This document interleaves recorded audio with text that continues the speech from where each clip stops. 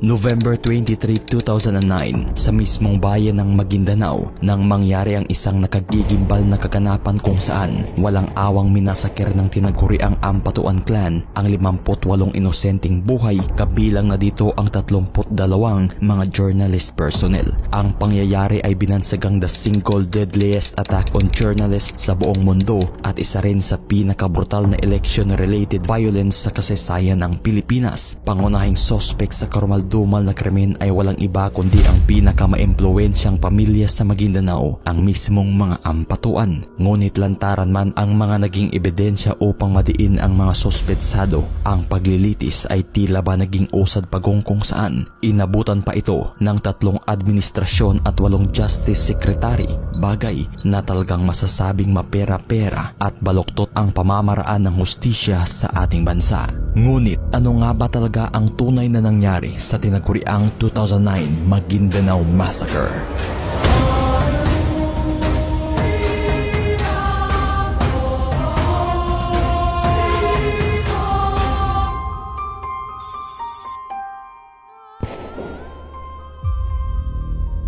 Ang Pilipinas ay kilalang bansa na may napakamaruming tunggalian ng politika. Sa bawat halalang nagaganap, hindi na bago ang mga election-related violence kung saan kadalasan dito ay hahantong sa pagkasawi ng mga kumakandidato. Ang naturang maruming tunggalian ng politika ay talagang walang pinipiling kasarian, estado at antas, mapalokal o nasyonal na kandidato. Talagang todas kapag ito'y pinag-iinitan ng naturang katunggali. Ang tunggalian na kadalasang nauwi sa mga ambush at patayan ay pinag-ugatan ng tinatawag na political clan.